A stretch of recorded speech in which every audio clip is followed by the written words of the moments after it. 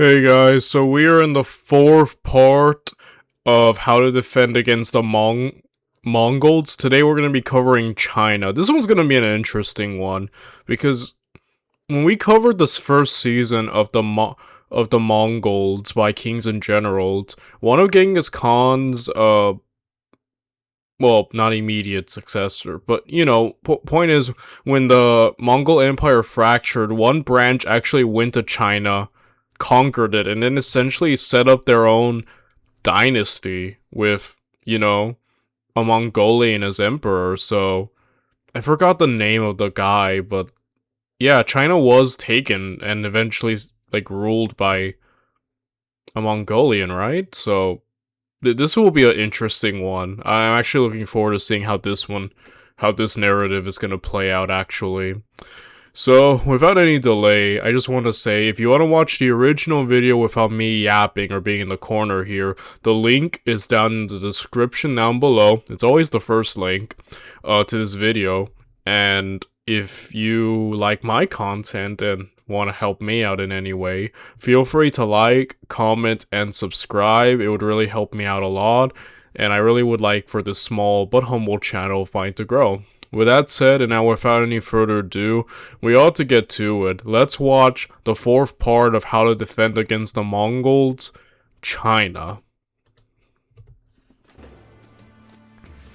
When Genghis Khan invaded North China's Jin dynasty in 1211, this was the latest, if most dramatic, round in a series of invasions going back well over a millennium.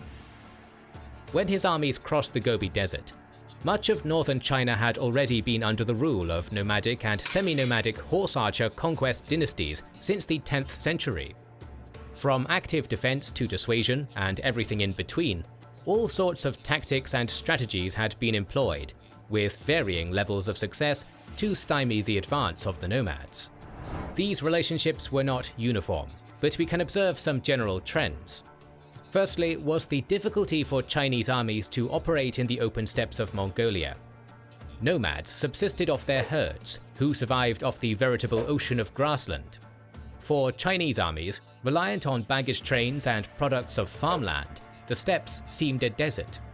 Additionally, more mobile nomadic armies generally avoided direct conflict with Chinese invaders, dragging them along as their supplies wore thin and striking when they weakened, or dispersing utterly and denying confrontation at all. Though these challenges could be met by skilled commanders, like the Yongle Emperor of the Ming dynasty, for lesser generals it led to humiliating disasters. With that said, let us look at the means employed against the nomads. It's best to deal first with the most famous, the Great Wall of China. Though Chinese border fortifications go back before even the first imperial unification by the Qin, the Great Wall of China is the single structure that has survived history. China's first emperor, Qin Shi Huangdi, constructed an infamous long wall on the state's northern border. However, that wall, made of pounded earth and layers of reeds, long since eroded. Rather, different dynasties in China built a number of walls in different places and maintained them for short periods. The iconic winding structure that stands today was built by the Ming dynasty during the 16th century, some 400 years after the Mongol conquest of China. In the time of Genghis Khan, there were border walls constructed by the Jin dynasty, which ran through flatlands in Inner Mongolia, consisting of low rammed earth walls and ditches. But the tribes manning these fortifications submitted to Genghis Khan and allowed him free passage. Ever find yourself? Border walls were neither the first nor last line of defense. They served three primary purposes. First, dissuading nomadic attacks along a certain route. Second, a signaling service to alert of enemy attacks and give time for garrisons behind the wall to mobilize for the threat. And third, control over border trade. Chinese dynasties often restricted the sale of weapons to the nomads, and building their border walls could, in theory, control this trade or funnel it to a select few choke points for tax purposes. Over-reliance on walls as pure defensive structures were usually signs of the dynasty's weakness, as occurred in the late Ming period after the humiliation of the Tumu crisis in 1449, when Mongols captured the Ming Emperor and besieged Beijing. After this, the Ming began the expansion of the Great Wall to first protect the route to Beijing from the north, and gradually almost the entire northern frontier. Generally, the actual first line of defense against nomadic attacks was prevention. That is, dissuading them diplomatically, or encouraging the nomads to fight each other. A common tool of persuasion was extensive gift-giving, essentially a sort of Danegeld to buy off the nomads before their attack. Yeah, every time we have kind of touched on China in this channel, there's usually mention of their kind of issues with nomadic groups, which is very interesting since that plays such a huge part, or like a very common part, at least from the videos we've seen regarding China. And yeah, so this is reminds me of like the Byzantine Empire, who will often just try to get their enemies to fight each other or just bribe them and give them gifts. So this is it's a really interesting diplomatic solution to problems. Yeah. Though more than one court official bemoaned this as humiliation, it was considerably cheaper than an actual invasion. While sometimes it is claimed these treaties intended to civilize and weaken the martial ability of the nomads with Chinese culture, there isn't great support for this. For nearly the first century of its existence, China's illustrious Han dynasty had to recognize the Xiongnu rulers in Mongolia as equal brothers who were owed annual tributes, known as the Heqin Treaties, sending mammoth amounts of silk alongside grain, princesses, and other treasures. As a means to civilize the barbarians, they rather failed, and appears a retroactive justification. The Han had more success against the Xiongnu by encouraging revolt among its vassals and princes and strengthening its rivals, coupled with a few well-placed campaigns of its own. The most effective means of defense was preventing nomadic unity through divide and rule tactics. Over the 10th to divide and conquer, a great way to keep the enemy very much, how do you say, limited.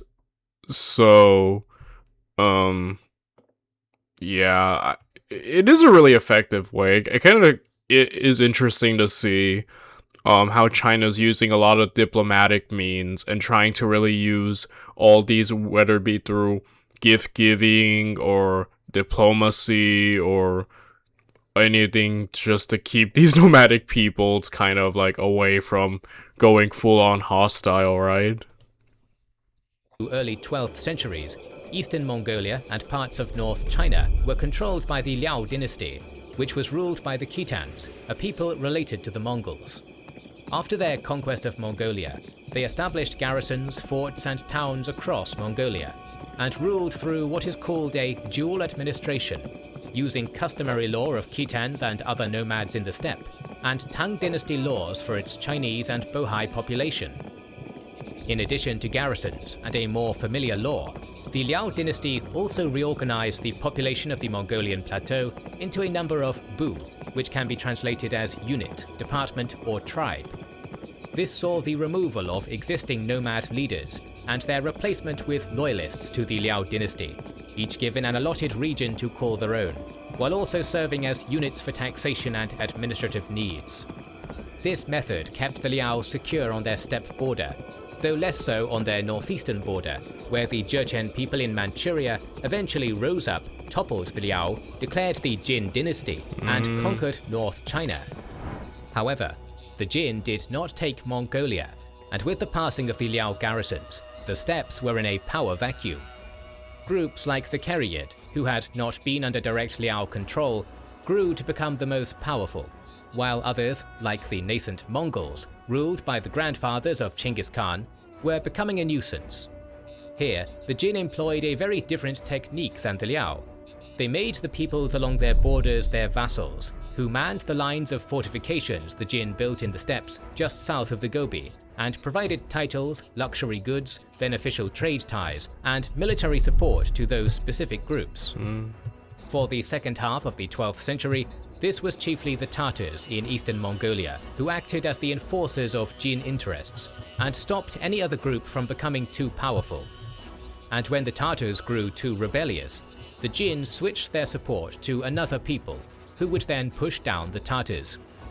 In the 1190s, this was a Kiryat Khan named To'oril and a rising Mongol warlord named Temujin. Unfortunately for the Jin, while their attention was distracted by internal troubles and war with the southern Song dynasty, this warlord in the north went on to subjugate the nomads. In 1206, he declared the Mongol Empire and took a new title, Chinggis Khan. Soon after, Little did they know who they were backing. Again, man, hindsight is 2020. Everything they're like, oh man, maybe, if only, you know. Hindsight's a real pain in the butt sometimes.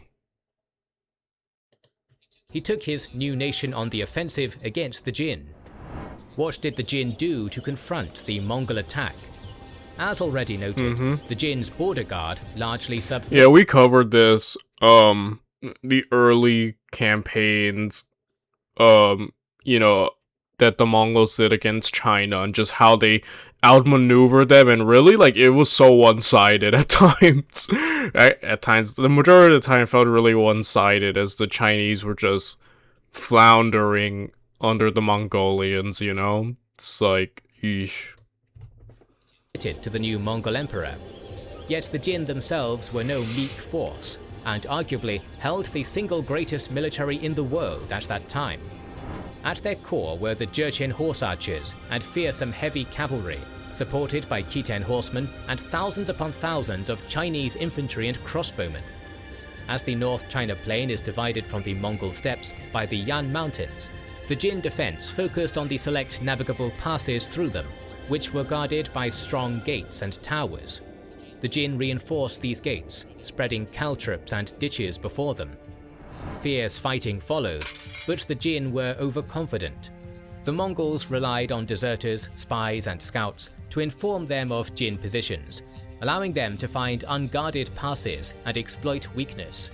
To overcome the Jin forts while lacking their own siege tools, the Mongols employed feigned retreats in abundance, and haughty or revenge-seeking Jin defenders fell for it with startling regularity. The Jin were hampered by poor leadership. Within the first 2 years of the war with the Mongols, the Jin's offensive and political capabilities were ground down. A coup in 1213 and the new emperor abandoning the central capital of Zhengdu heralded this. Soon after arriving in the new capital of Kaiping, the new Jin emperor launched a large invasion of the Song dynasty to the south. The further division of the strained Jin forces weakened their ability at organized resistance. Many cities were simply left to their own devices against the Khan's horsemen.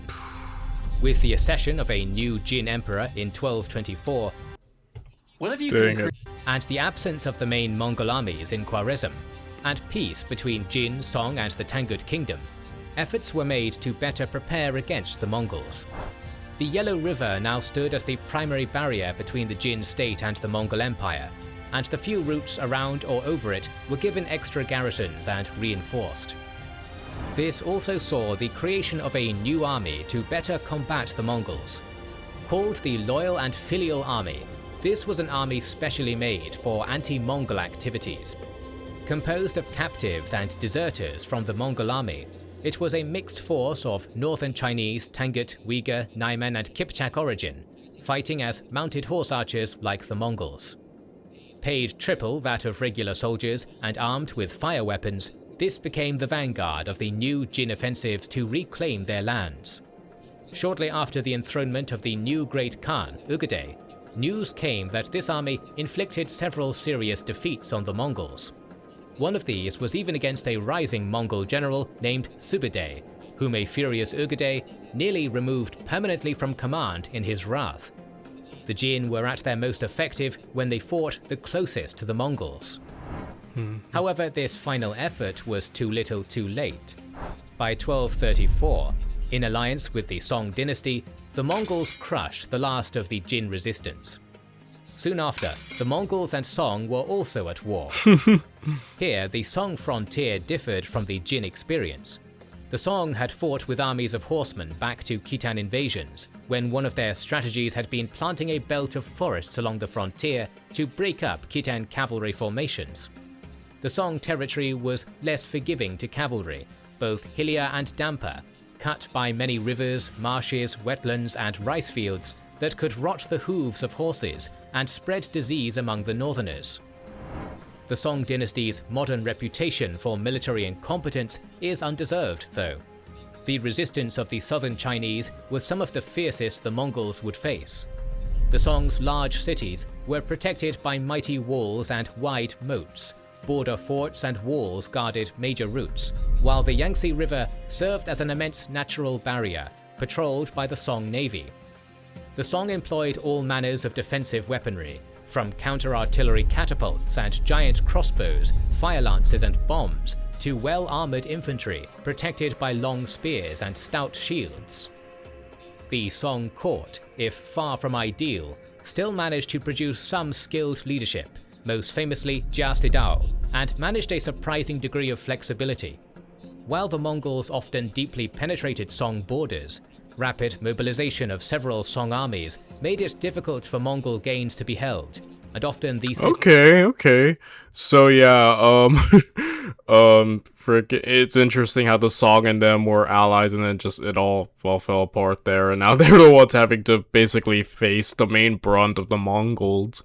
But okay, so they definitely have a lot going for them. Obviously, moats are a great advantage to any strong, fortified, walled city or stronghold. A good navy. Again, navy is a great advantage to have over the Mongols, especially at the earlier on. And the equipment, and also just, I guess, natural manpower, so that China's known for having for sure. So, again, like they seem to have a lot going on for them, at least on the up and up. It would really take, though, like competent leadership to really utilize all these I'd call them advantages to their fullest potential, you know. These were retaken soon after the Mongols passed. In Sichuan province, there was fierce resistance in over 40 years of almost continuous warfare, which bogged down Great Khan Mung Ke and cost his life from infected waters in a siege, while Song defenders killed his top generals. Wow. The Song defense was based around employing the maximum amount of friction against the Mongols, hoping that their tenacity would eventually wear them down. It proved, however, a misplaced strategy. Courtly infighting and the arrogance of Chancellor Jia Sidao struggled to deal with the economic cost of the decades-long war. Court expenses didn't end, as more and more finance and manpower was thrown into the conflict. Despite its immense population, the Song struggled to field enough troops against the Mongols, who were mobilizing not just Mongols and men from across northern China, but from across Asia. Turkic horsemen, siege engineers from the Ilkhanate, and shipbuilders from Korea were all compiled for Kublai Khan's conquest of the Song. The vigor with which the Mongols approached the Song war outstripped that which the Song could produce, and finally, after tremendous effort, the last of their holdouts fell in 1279. Dang. The expulsion of the Mongol Yuan dynasty from China in 1368 did not end Mongol attacks, and the new Ming dynasty had to relearn how to defend against them.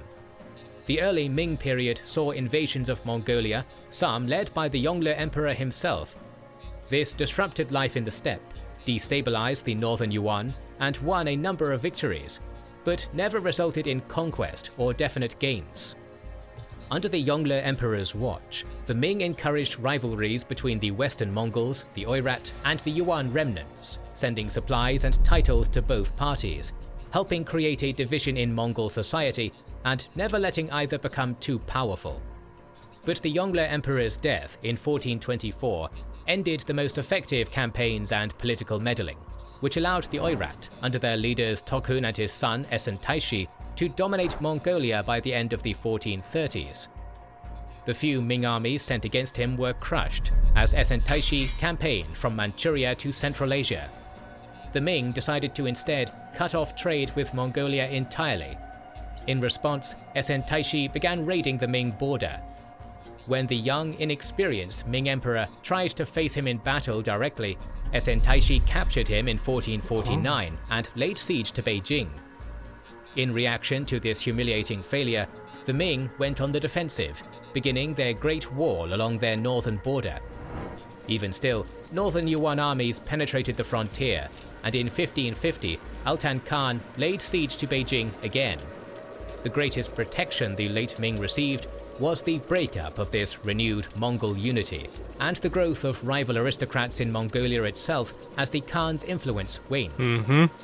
Again, the Mongols falling apart internally helped out a lot of people, right? The United Empire, almost seemingly unstoppable. Divided though, things are able to be, conquered and whatnot. So, again, that was a big, one of the biggest breaks the world ever had. For sure. What I've really liked so far about this video is that it's covered like a large portion of the Mongols, like even pre-Genghis Khan all the way to post-Genghis Khan. I feel like this video, compared to the earlier ones we saw, covered the largest range of the Mongols and their timeline, and how China had to deal with them for such a long time. Being one of the main forces of the East having to, so... again, I find that very interesting so far in this part of the series, The expansion of the descendants of the Jurchen, the Manchu, under Nurhaci and his Huang Taiji, who managed to diplomatically isolate the last remaining Chinggisid monarch in Mongolia, Ligdan Khan. With Ligdan Khan's death in 1634, his son submitted to the Manchu and their newly established Qing dynasty. With the young Khan as their subject, the Manchu managed to take submission through threat, force, or diplomacy of almost all the Mongols. Wow. Here, the Qing employed the actions of the Khitan Liao. Mongol political units were broken up and reassigned to Qing loyalists to make a new aristocracy, and thus dismantle the network that would previously have led revolts. Mongol horsemen thus accompanied the Qing in the conquest of China in the coming years. Though sporadic Mongol revolts broke out, they were too few and disunited against the immense Qing armies, well armed with ample gunpowder weapons, to pose an existential threat, though they certainly alarmed the Qing. Okay, that was a great part. Alright guys, that was another great part from this series, and it's great to see just, again, the history of China is one that fascinates me so much, and their situation with the Mongols stretching through all this time is such an interesting part. I really enjoyed this one. And tomorrow we're going to be covering Korea and then Japan, Vietnam, Indonesia, and other Mongols. So I'm looking forward to covering way more about this, and I'll see you guys tomorrow when we continue. Bye everyone.